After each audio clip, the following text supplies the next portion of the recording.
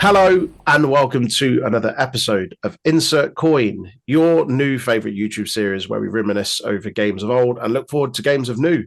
My name is Troy. This is episode 5 and it's all online. My guest today is none other than Jay Luft of the Untitled Wrestling podcast producer, buddy, pal. Hello, mate. Hello, mate. This is odd doing a podcast that isn't wrestling based. Yeah, it's odd being a guest on a podcast with someone I'm doing a podcast with normally. It's weirdly meta. Yeah.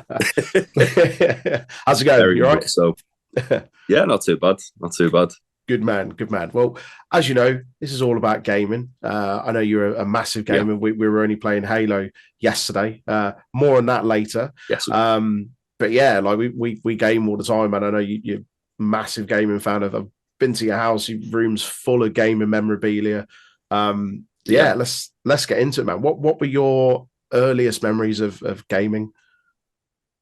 So my earliest memories of gaming was probably when I was about 5 or 6, and I've got an older sister who's like 12 years older than me, and me and my brother would essentially get like hand-me-downs of like stuff like that. So, for example, she had like a SNES and a Mega Drive. Before that, they had like Atari 7800 and a Commodore 64. We got the Atari, and as soon as the PS1 come out and she bought that, then we got the Sega and the SNES. So really, it was probably being really shit at Pac-Man or Joust or something like that. And then prior to, like, after that, playing a lot of Sonic the Hedgehog. Nice. Good man. What was your first console? And so I know you said like you had like hand-me-downs and stuff. What was the first console that you kind of felt you properly owned? Or maybe not the one you first properly owned, but okay, two questions there. What was your first console, like the one that kind of sticks out, but also what was the first console that you got for yourself? So the first one I kind of got for myself was a PS2. That bought me. Prior to that, like, as you know, people listening don't, I've got a twin brother, so it was always kind of like we had to share. So like prior to that, we both share the PS1. We both share the SNES. We both share the Sega Mega Drive. The only thing, actually thinking about it, so he got an N64, and when he got the N64, I kind of took ownership of the PS1. Right. And then we both got GameCubes. We both kind of got Game Boy Colors and Nintendo DS. And the one really that was like, because we both got it, but we kind of both got different games as well. So that's why it felt very much more like it was my own, was a PS2. Right. Awesome. I love the PS2. I think PS2 is still, even now, there's still games that genuinely hold up on there. Like it's just for me, like a faultless, like flawless console. Like it's just so good. There's so many games I find myself going back to play. You see so many like remasters coming out now, and a lot of them are PS2 or PS3. But yeah, just such a vast library of games as well, man. Like it was huge. Oh yeah, like the Final Fantasy X remaster, like looks like it came out in like 2015 as opposed to like 2000. Yeah. It's insane how great that game looks still. Yeah.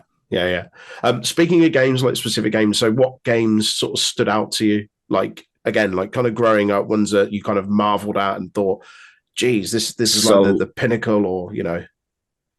I think the first game like that really kind of like got me like hooked on games was Pokemon Red. And then after that, Pokemon Yellow, and then it was weird. So with Pokemon, I kind of like I stopped. I don't know why I didn't get Pokemon Gold and Silver when it came out, but I didn't. Right. Not that I didn't want them, I just didn't get them. And then I revisited them about like sort of maybe 5 or 6 years after they come out, and it was still kind of like that same sort of like magic. I think the reason being is because it was obviously going back, Pokemon Red, it's pretty much just following a map round in a circle. Yeah. Whereas at the time, going to that and like having the kind of freedom to go, oh well, I could go there, or I could kind of go here, fit like back here, and then do this for a bit and like train me guys up, and then go back and do it. Just the kind of freedom to explore. It felt, to like 10-year-old me, it felt limitless. Obviously, it wasn't, but the 10-year-old in me was like, this is insane. I can just travel this entire world. And then obviously Gold come out, and you could do like Johto and then Kanto as well, and it was like, wow. Like, okay, nice. So what kind of games do you like to play? I know we mentioned earlier we're playing Halo. I know you're a big fan of that, and we'll get on to one of your all-time favorites a little later on. But what kind of games do you prefer to play? And it kind of goes into the last question, like games that stood out, but not so much as a kid. Like as you've gotten older, what's some of your favorites? What do you prefer to play? I'm very kind of like open to anything really. Like I've not got a certain like genre I'd say I favor over any others. Like I say that, like I generally kind of RPGs, open world games, they're sort of what sort of takes me fancy more. But at the same time, like as you know, I'm a big Tekken fan. Like happy to just like play fighting games for an afternoon, or I'm a big Halo fan, happy to just like kind of go around shooting people for an afternoon. No scope in taking names. Yeah, being an actual witch. But then like there's other game like things where like sort of like 2D platformers. I love them, like Metroidvanias. Big fan of like kind of like world like games where you actually build your own world, like sort of like City Skylines and Civilization. And obviously one I know you like, Dawn of War. Yeah, huge Dawn of War. Yeah. That was another one actually that really kind of opened my eyes to like that kind of game. And like prior to that, I'd probably the closest thing I played to it was like SimCity. Yeah. And I was like, this is fun, but it's not anything special. And then I played Dawn of War, like, okay, this is amazing. Yeah. And another one I want to give a quick shout out to actually, because I will forget, is Dungeon Keeper 2. That was like, one of like formative games of my childhood. I put so many hours into that. An obscene amount of hours. Yeah. Nice, man. Nice. So is there anything coming out? Well, not even in necessarily the near future, but this year generally, what are you looking forward to, like big game releases? This year, there's 3 that have kind of piqued my fancy, which is Starfield, because it's Fallout / Skyrim in space. That's ticks a lot of boxes. It looks very fun as well. I know people have kind of been like, oh, it doesn't look good. I think it's great. I think it's going to surprise people. I really do. I think Bethesda get kind of a bad rap because of Fallout 76 and because the games generally don't come out in the best shape. But then you look at like how they usually improve on that, and it's like, well, yeah, they don't. I agree. It's annoying, but Fallout New Vegas is the one that comes to mind. That came out and it was a fucking mess, and then like 3 weeks later they fixed everything. It was like, okay, no, this is amazing. Yeah. So that Redfall, the one by it's the same people that did Back 4 Blood. No, or am I thinking of something else? Same people. You're thinking of something else. It's the same idea. Yeah. But it's the same people who did games like Prey and Deathloop and Dishonored. Oh, okay. Yeah. Studio Arcane. That's it. And that's all vampires, isn't it? Yeah, open world looter shooter with vampires taking over a little American town. It looks real fun. Yeah, and it's I'm all there for that as well. Yeah. Oh, we'll get on there's that as well. Yeah. That's not that far away, is it? That's like May. Yeah. And the other one is obviously Spider-Man 2. That looks unreal. I forget that's this year.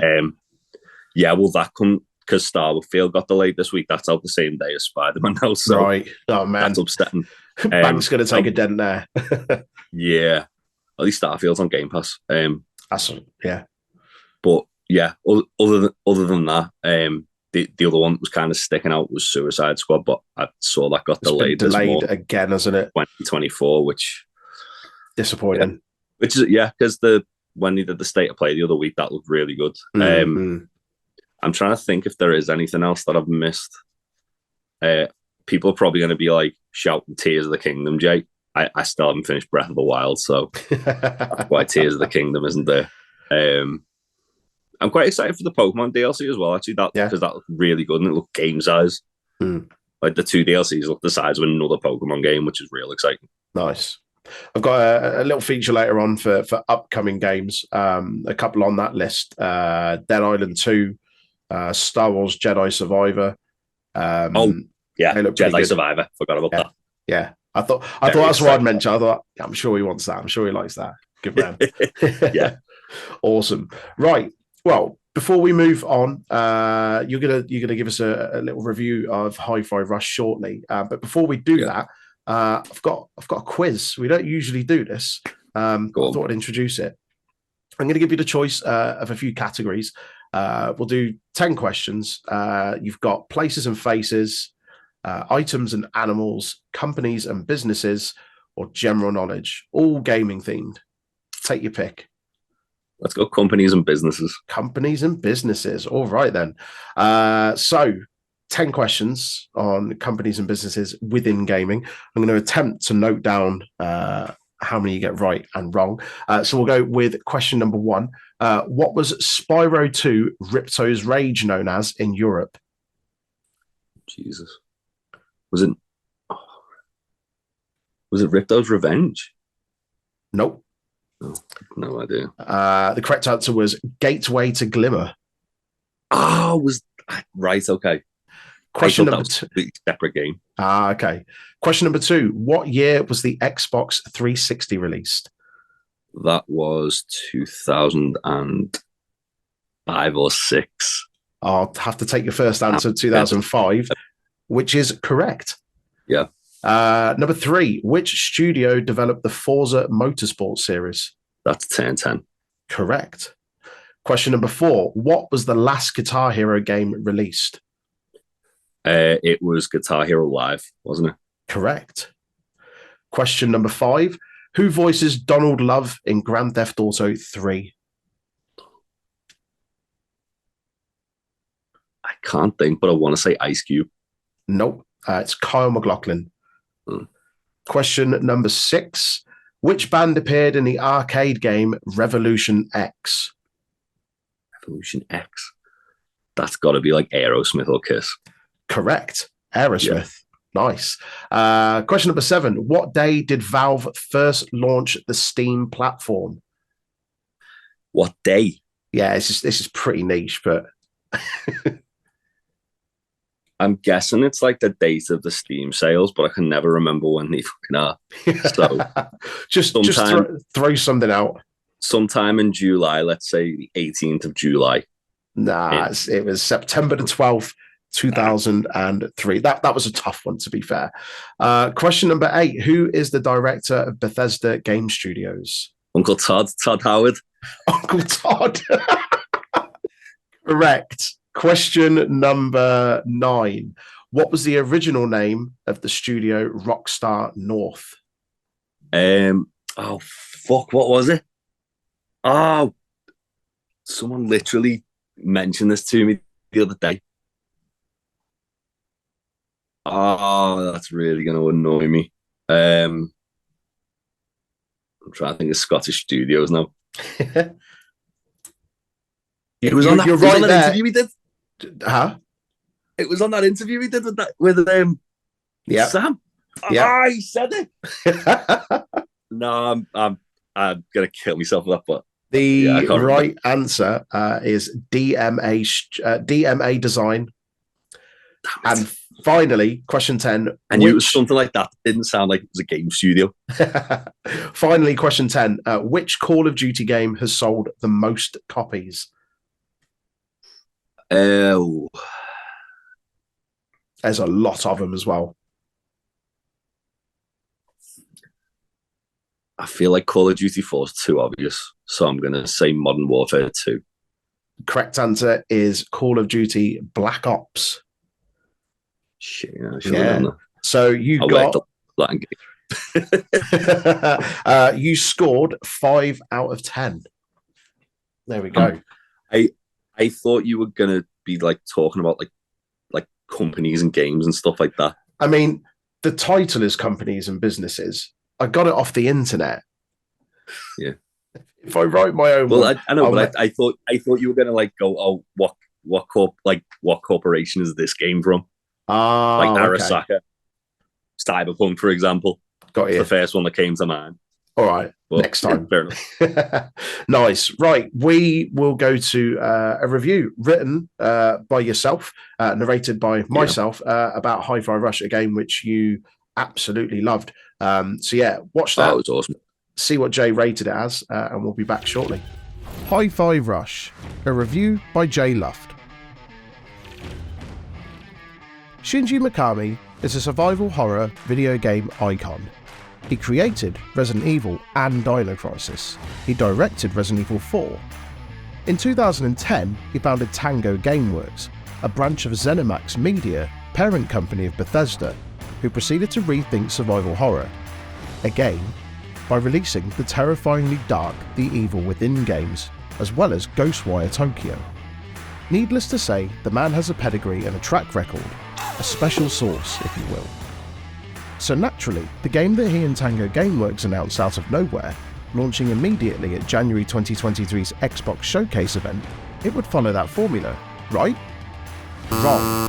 HiFi Rush is a rhythm action game, the polar opposite to anything we've seen from Tango Gameworks prior to its release.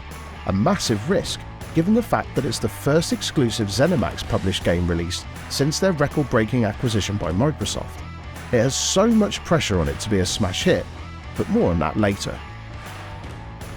Set in the bright, futuristic and vibrant anime-styled Vandelay Technologies campus, we follow our plucky hero Chai, a wannabe rock star who volunteers for Project Armstrong to get a robotic arm so he can learn to play guitar. Alas, a twist of fate leads him to become a defect, and the company that were once helping him now wish to destroy him.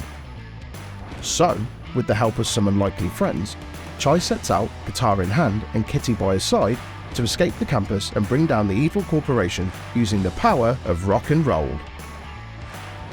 What makes HiFi Rush stand out is the way it uses rhythm. Let's start with combat. You are rewarded for timing your attacks to the beat of the music playing during each fight. You can add a metronome to the bottom of the screen to help with this if you're unsure. Don't worry though, rhythm isn't essential to succeed at HiFi Rush. Trust me. Next, let's talk about how rhythm impacts your surroundings, whether it's platforms moving to the riff of the guitar or if it's just lights pulsing on the wall to the beat. The use of music is like a character within the game, creating truly memorable moments with a mixture of original songs by the game's composers and licensed music from the likes of the Black Keys, Nine Inch Nails, the Flaming Lips and the Prodigy. While not the longest game, HiFi Rush has tons of endgame content and replayability. Whether it's going back through the game to explore areas that were previously inaccessible, unlocking clothes for you and your team, new guitars licensed by Gibson, beating previously established high scores, or taking part in Rhythm Tower mode, there's plenty to keep you busy after you've finished the main story, while leaving you hoping for a sequel. In conclusion, I give 9 out of 10 to HiFi Rush. It's an instant classic. With a cocktail of beautiful art style, lively environment, easy to learn, hard to master combat, a lovable cast of characters, memorable boss battles and a killer soundtrack, HiFi Rush takes the aforementioned pressure it may have had on it, spits in its face, tells it to piss off and turns the amps up to 11. What's more rock and roll than that? Welcome back. We are going to wax lyrical. This is a new little section of the show where I invite my guest to talk about one of their all-time favorite games. More often than not, a game that I haven't played. This is an opportunity for them to sell me the game, to make me want to go out and buy it or play it. So, Jay, wax lyrical about Mass Effect Legendary Edition, because it's cheating, because it's a trilogy in one game. This is a game, like a series of games I've told you to play multiple times, to the point where you've actually downloaded it now. So I've made some progress. It's only taken you about 2.5 years. But like it's still like you've got to kind of like grit your teeth with this one, because it's the first one on the reason I picked like the Legendary Edition and not like one specific game in the title or in the trilogy, sorry, or the original, is because the original plays like dog shit. Okay. Mass Effect 1, not Mass Effect 2 or 3, they still hold up. But the original Mass Effect game, like it just instantly felt dated when it came out. But the story was great. So you kind of, if you got hooked in enough, you kind of like got more and more like, all right, yeah, I can kind of give this a pass. Also, because you play games like Halo now and stuff like that, you know how bad the driving can be. So, oh God, I still don't understand how they haven't changed that across how many Halo games there's been. I think it's just because the people are used to it. Like people moaned about when they changed the shooting mechanics on Halo 5, so they changed them back to the fucking dated ones on the Halo Infinite to a degree. So you know what I mean? People are always going to moan about something.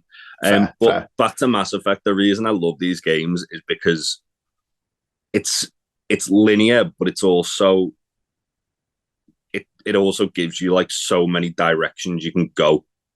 So you're following a path, but all your choices matter, and they matter. Like a choice you make in Mass Effect 1 will have some kind of impact on something that happens in Mass Effect 3. Oh wow! Like they were one of the first games to kind of like go, okay, everything you do in this game, your save file will then be transferred to the second and then the third to kind of tell you what you've done. Right. Like to the point where this isn't too much of a spoiler. I'm going to keep it as vague as possible because there's so many plot twists in these games. There's a character that you meet in Mass Effect 1. You can choose to kill him or spare him. Right. If you spare him, he'll then come and confront you in Mass Effect 3. Oh, wow. And like it's like a real small mission. Like it's not it's not like a huge thing, but they did that. And but like, still, even those little attention to detail. Yeah. That's awesome. It's a really clever story, and from digging a bit deeper as a massive fan of the series, you can see that they changed it between, I think it was 2 and 3. It felt like they changed the outcome of what they were going for, right? Because it was a bit too like, not deep, but it was a bit too like kind of like scientific, right? So they needed something to kind of ground it a little bit more, which in my opinion hurt it. But okay, like Mass Effect 1 story's incredible. Like the gameplay on the remaster, the gameplay they've kind of like made it more closer in style to 2 and 3, so it's easy to pick up. There's still aspects which feel dated and still aspects that feel a bit hard, but it's worth it's an improvement. Yeah, and it's worth persevering for the story, because the story, like the world they built is just incredible. Like there's there's things that happen like prior to the game that they kind of mention that you can kind of read up on within the game, or like characters will tell you about. It's like, well, like you put that detail into that to like the lore that surrounds it, like outside of the game itself. Yeah, like, and it's all because it's all like kind of to do with like past wars and stuff like that happened within the world. Right. Usually it's like some kind of massive war crime, like fucking hell, why have you done that? But it's so good. Like every game you kind of can get to know your crew as much as you want. You can, in the first one, not so much romance your crew, all your crew, but you can romance members of your crew. In the second one, that's a bit vaster, and then the third, it's pretty much you can shag whoever you want. And even that, like you could have romanced someone in the first game, and then because they're not really in the second game that much, you can choose to go, hey, you know what, I'm gonna go schmooze them instead, and then they're back on your team in the third game. So I love. Gotta make a choice now, and it just things like that. Like and I mean, Mass Effect 2 for me is probably the best game ever made, in my opinion. Really, from a beginning to end story, and it's it's one of those games that you don't really need to have played the first one, because while it's important to know what happened in the first one, it kind of covers all that. Right. Because just kind of go behind the scenes a bit. Mass Effect 1 was an Xbox 360 exclusive. Okay. And then EA bought BioWare off Microsoft. Right. So then Mass Effect 2 and 3 come out with PS3 as well. Sure. So they obviously had to find a way to like tie it back. Should you not have played the first? Yeah. Yeah. Which they I think they did quite a good job. It's just like you're on a shuttle and like, oh yeah, can you just tell me what, if we just fills in what happened here? Yeah. Sort of thing. And you're like, oh god, do I have to talk about this again? So as a summary, what's the plot? There's again, I don't want to give too much away because there's so many twists. Essentially, the largest picture of it I can give is you play as Commander Shepard. You can either have like the generic like soldier looking guy, which I went for my first playthrough and my second playthrough, funnily enough, like when I played through Remaster. Yeah. Who's on like the cover of all the games, or you can make your own character. Right. Who looks like exactly like, well, not exactly like you, because you can't have long hair. You've still got to have like a military buzz cut. Right. He essentially discovers. It's so hard to explain this in like a quick way. Like I could talk about this for hours. You don't understand how much I know about this shit. And we will very soon. He essentially discovers like an ancient race of robots, essentially coming from dark space to fuck everything up. Right. And they're called the Reapers. So they're essentially like coming every, like, I think it's 10,000 years if I remember rightly. Right. Every 10,000 years they essentially reset everything, or might be 50 actually, but either way, they have like a cycle, and then they just kill everything, leave like the sort of like the species that they think are inferior at the time. Right. Any species they feel are too advanced, they just wipe out of existence. Right. So there's a species called the Protheans, which created these things called mass relays, which essentially like fast travel across space. Okay. And no one knows anything about them because they just disappeared, and everyone's like, what happened there? Mm-hmm. And no one can figure out what the cataclysm is, and then Shepard finds out what it is, and no one fucking believes him. Right. So then, as well as like trying to save the galaxy, you've got to fucking convince everybody that this shit's coming. That you're not talking at your hoop. Yeah. Yeah. And there's all like these like more advanced alien species who look at humans like they're just like, they've literally just crawled out the fucking water and grown legs like the bloody dinosaurs or something. So it's so, as I say, it's really hard to just summarize it, but it's so good in the way that you can choose to be good or bad. You've got to kind of, as well as just being like an action hero, you've got to kind of like think about how your team are going to react to this, and the political machinations of, oh, these guys are going to be pissed if I do that. Right. They're probably not going to see that butterfly effect sort of thing. Yeah. Yeah. Every action you have has like an effect further down the line that will either help you out or fuck you over. Right. And it's just kind of a case of, you've got to think about it, but also you've got to react in the moment and see what happens. Right. And then that's pretty much the first game, but also covers the broader thing. Right. And then second and third, just like the thirds where basically everything that I've just kind of like summarized. The culmination. Yeah. The fuckers arrive and it's like, oh shit. And then in the middle is like where Shepard's doing a bit of a war crime because he joins like he basically joins like a fascist group, and he's really pissed off about it, but he's just like, well, these are the fuckers who actually believe what I'm saying, so gonna have to get shit done. Nice. It's phenomenal. Like I've done a really bad job of kind of summarizing that. Well, you've done enough to sell me on it. I say that I've downloaded it. I still haven't played it, but even from that, it makes you want to actually go and play it now and carve out some time to do so. It's like the closest to, in gaming sense, of like the Star Wars trilogy, the original one, the good one. Okay, yeah. That's for me. It's like the closest to that but obviously it's got like a different thing. But yeah, it's unreal. Even Andromeda, like I played it, I replayed through all 4 games. Andromeda rightfully got slated when it came out. right. It's not as bad as people are saying, like from replaying it, but it's still doesn't hold a torch to the first 3. No, it's worth having a go, but it doesn't have the kind of intrigue of the first 3 because it's essentially taking place like 10. I think it's like 1,000 years in the future, like right, 10,000 light years away in a different galaxy. So it's like, well, what can you do? But it's all the characters are amazing in it. The gunplay is awesome. If you like Gears of War, it's plays similar to that. Okay. But then you've got like powers you can use, it's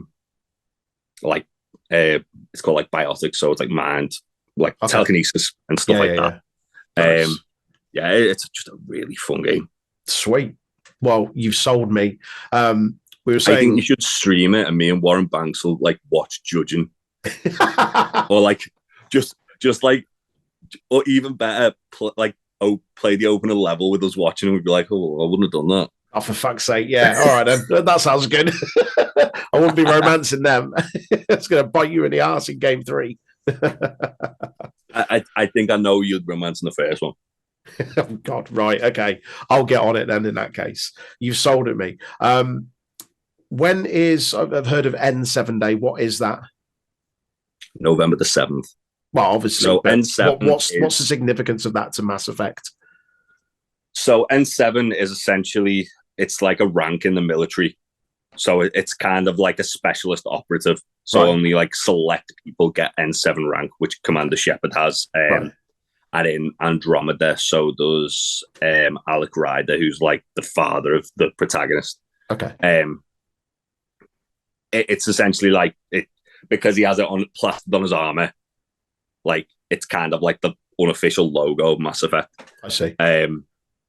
So on November the 7th, they usually will make some kind of marquee announcement. So it's interesting. So because of Andromeda and EA rushing that out and just ruining it for everyone, and then them kind of going, oh God, we shipped this broken game. We better put that on ice and just cancel the DLC for it, which that I thought they'd kind of done quite a decent job of sort of like planting the seeds for in the ending of Andromeda, but that's neither here nor there. They essentially waited a couple of years, and then everyone was like, oh, I really want more Mass Effect. I really want more Mass Effect. And then eventually they like just dropped like a teaser saying Mass Effect will continue. Ooh. And it was like this was on, I think, on November 7th. But essentially it was when like they released the first Mass Effect 3 trailer, the first Mass Effect 2 trailer. They released, was it last year or the year? No, it wasn't last year. Last year they released a fucking ARG, and it's broken the Mass Effect community because it's like the most like. So no, the year before, released a poster, and they were like, the guy who's like the directing the game, he knows what he's doing. Like he's just like, oh yeah, everything's important. Like within this trailer we've put out, like you put a trailer out at E3, and then you released a poster on N7 Day. Right. So the trailer, like there was all like little kind of like things peppered in, and then it has like Liara, who's one of the main characters from the first game, finding like a piece of like N7 armor in the snow, like in a snowy thing. Okay. And it's like, oh, okay. But she's like, she's significantly older as well. You can see. Yeah. So it's like, all right, well, that's interesting. And then you can see in the background, she's got like a new team with her. And he's like, yeah, everything matters. And then everyone kind of like went through that with a fine tooth comb. Then he brought out a poster and accidentally put a blurb on the shop website, which was apparently was like, it was shut down very quick. Right. But apparently it was kind of like revealing sort of plot spoilers from the new game coming out. Oh, okay. And then like Michael Gamble, the director, was like, no, that's bollocks. Which probably would be why they've now brought on a new writer for the game all of a sudden. Right. Because BioWare accidentally leaked the fucking plot. And let's put it this way: it had massive spoilers in. Oh jeez. Yeah. And then this year they literally put it was like it was a video with like CCTV footage and like white noise over it, and like it sounded like a scrambled radio signal. Right. And people managed to descramble it to reveal basically reveal some quite important characters having a conversation, and it was like, well, that sounds very sus. Why are you saying that? Right. And yeah, there was a lot to kind of decipher in the whole thing. People have like, and it was literally like a 35-second clip. Right. But a lot to digest from it. People have like deciphered the shit out of this. Like every year they could drop something like that and people will lose their minds. But it's also kind of like they'll always put out a really nice video, like celebration. Right. This year as well, Michael Gamble kind of like introduced his team, who were like not his full team obviously, but like his kind of like key players on the team. Right. So like the new writer, I can't remember her name, but she wrote the Guardians of the Galaxy game and something else. So I was like, okay, well that's promising because I love the Guardians of the Galaxy game. Yeah, it's excellent. And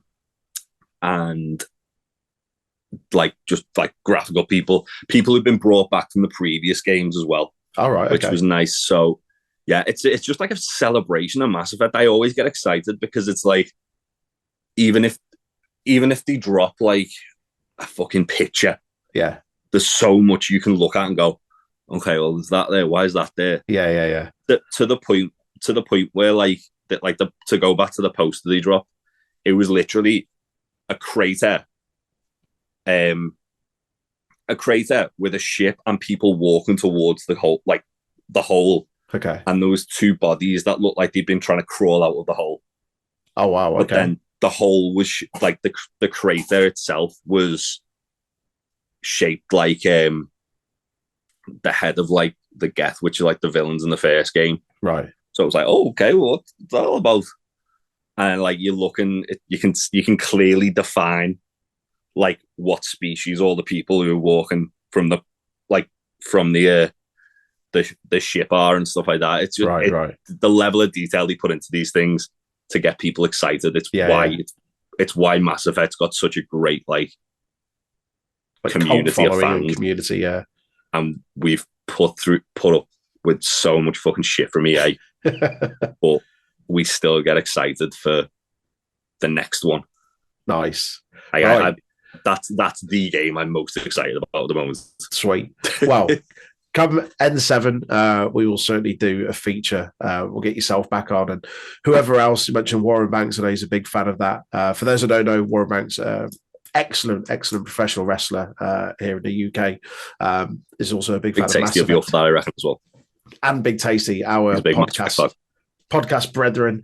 But yeah, all right, you've sold me. Excellent. You've got till N7 day to play all three. Right. Okay. That's not long. I reckon you could do. I reckon you do. I did. There's a lot of games coming out this year that I'm going to be playing as well, though. Don't worry about it. I think I managed to do 1, 2, and 3. I think it took me a month for each of them. Okay, I could probably win that. That wasn't like hammering them either. That was like playing a couple of hours a day. Okay, or like an hour or two of an evening, and then like a couple of hours of the weekend. All right, I'll get on it. Sweet. That wraps things up there for Waxing Lyrical. We're going to go to a bit of extended play. Myself and Jay smashing some Halo, some Fiesta, feasting. So enjoy that, and we'll be back shortly. Oh, a map we know, Troy. Yes, mate. I don't mind. We also know the absolute fuckery that people play on this. Yep. You know, hates this map, Orange Cassidy. Really? Because Adam Cole absolutely feasted on him on it.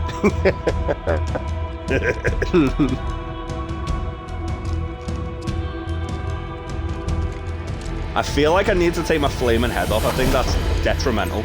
Fatalities. Shock rifle. Oh, heat wave. That's all right. Give victory. Whenever you run, you leave like a little flaming trail. That's what I mean. I feel like I'm gonna reversal.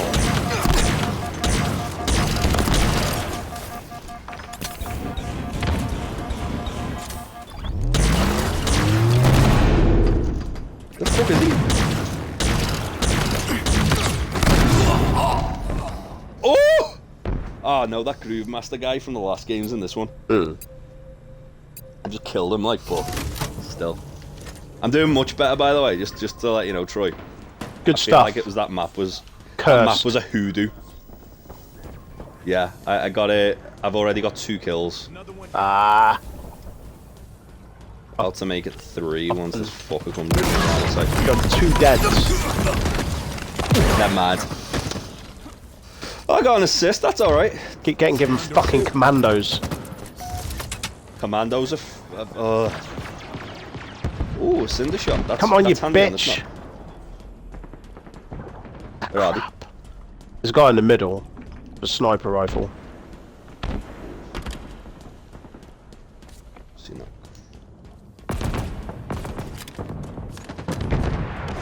Yes. Death from above.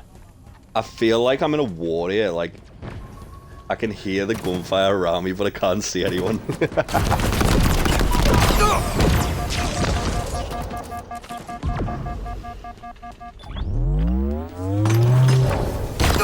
What is going on?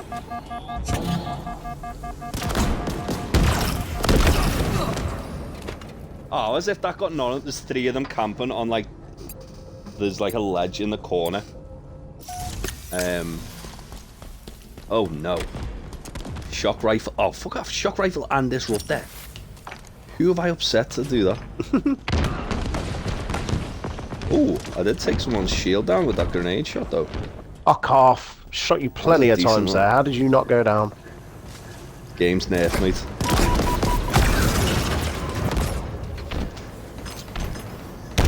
Man tried. Man tried. Oh, fuck about. Right. Disruptor. Shotgun. I see you, you piece of shit. Roy, watch out behind you. Yeah, too late. Messy. I made him suffer, don't worry. Thanks, mate. Alright, I ran as he jumped over here. And he like landed and I hit him with the I got him with the shotgun. Nice.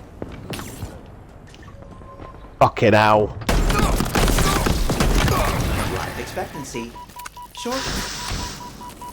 Oh, there's a new like equipment thing as well. Alright. Shroud screen. I was wondering what that was. Oh, like, that big thing that goes up. Yeah. it's like a fucking big old smoke bomb thing. Yeah. I got absolutely fucking torn to pieces under one of them. What does it do? It essentially like blocks off everyone's like sight. Okay. Shields are down. Got a little assist. Shoot someone in this supple little neck once I find them.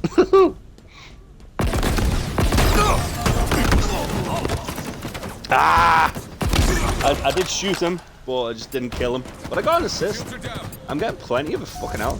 Got like 3 assists here. Assists don't win you the game, James. I mean, we're taking them to school, to be fair, mate. We are. The only reason I've got so many assists is because people on our team are fucking taking my kills. No scope. Halfway to victory. That was tense, wasn't it? People watching on my stream. What happened? I shot a guy, and then I like meleeed him because he ran past me. Right.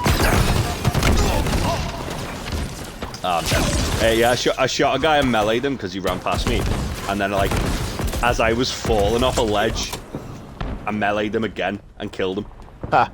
Nice. But like my shields were like right down because he was still shooting as that was all going on. Alright. Through there, Jay, on the left. Yeah, there's one behind me as well. Ah, okay. Yeah. They did a little Pincer movement. mentions of a supple little neck got a pop from Matthew. How the fuck is that fair? I've literally just like spawned on that guy. Another assist though. You'll love to see it. Come on, dickhead. I can do this all day.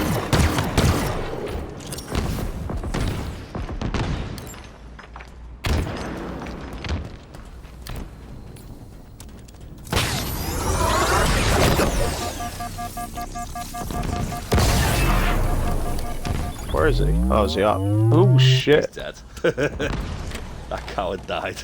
He died a coward's death. That's some plasma, you shit. Oh shit, I missed him. Oh no! There's 3 of them on like the back bit. Right. One of our guys just gone in and just tore them up, to be fair. Went in behind me. I went in. I saw one and was like, oh yeah, I can take this guy.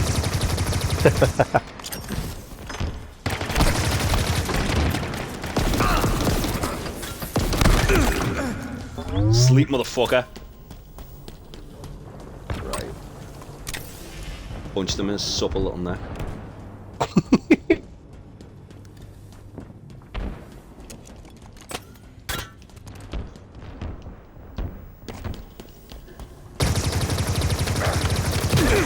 Bullets successfully delivered. Big spooky dust. I love the needler. It's like a fucking gun made out of light tubes. Sudanese. Fucking hell. This guy must fucking hate me. Nearing victory. I'm almost on a fucking kill spree with my needler. Oh god, the absolute fuckery that I've just done that on stream as well.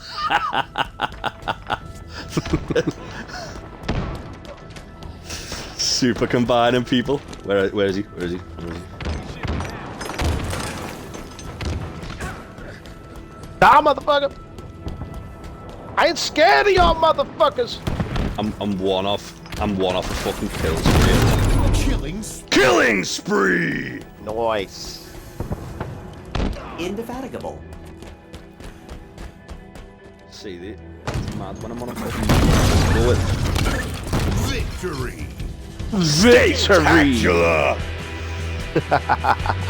That's a little treat for you people watching it. You people! Nice. Watching us on the stream.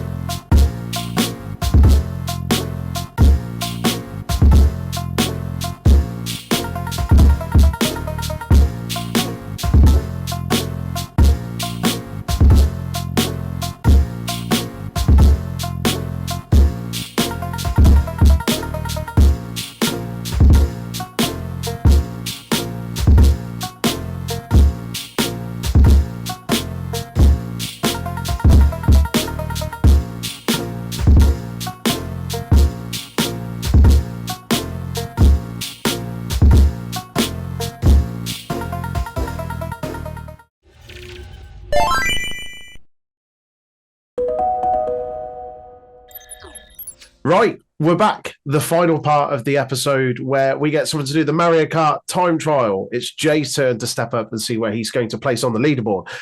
As you can see, we've got a crude setup here. I'll drop the picture in of what Jay's setup looks like here in order to capture this. But the main thing is we are able to capture it. So very, very cursed. Right. Are you ready to give it a go? Let's do this. Go on then. I hate the way Bowser feels on this practice run I did.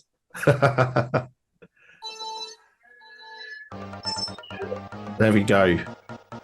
Good start. Good drift. Solid. Oh, mate, he's smooth through there. That's the best one I've seen. I didn't get to see Aaron's run. He just sent me the screenshot, but from everyone else I've had in. Probably just game genie. That wasn't, let's be honest. Yeah. Now, you're probably thinking, why haven't you used any of your mushrooms yet, Jay? Why haven't you used any of your mushrooms yet, Jay? I'm going to wait till the last lap. Oh, okay. Or if it really goes tits up. Right, okay. I mean, in fairness, this is much better than I did on my little practice run I had. Smooth so far. That's a quick lap. That's a real quick lap. See, -5. Woo! That's quicker than your practice run. Disclaimer, everyone that we've had on before has also had a practice run. Yeah. Although you're a bit of a Mario Kart veteran, we play this semi-regularly. I do, but I'm also shite at it, so... It's like saying you're good at Halo. All right. Well, people who have just seen will have seen we were on the winning team, and actually, I got myself. I think I got a kill streak on that. You played very well last night, to be fair. Yeah. Unfair of me to say that. Oh, mate, you didn't want to do that. Practice makes perfect. You don't want to do that. It has just fucked up my last lap, possibly. Yeah. It has a little bit. Oh. I've just seen like what time, and I know what Aaron's time is, and I know it's just about got past us now. Right. I'm gonna have to bring up the leaderboard to see where you're gonna place. I'm aiming for second, which is what I said to you before. Okay. And I think it's doable. I think you might just get that. We'll see. Well, you're coming up to it. Fuck it up here. In the words of RuPaul. Don't fuck it up. There we go. 2 minutes, 13 seconds, 0.685. Oh, which puts you in second place on the leaderboard. How in the Dutch fuck did Aaron get 139.7? I don't know.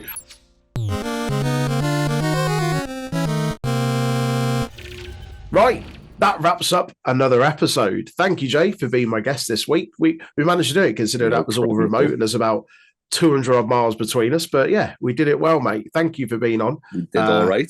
Yeah, man. Thank you for answering the questions. Thank you for waxing lyrical. Thank you for making me get that slight step closer to playing Mass Effect. You fucking coward.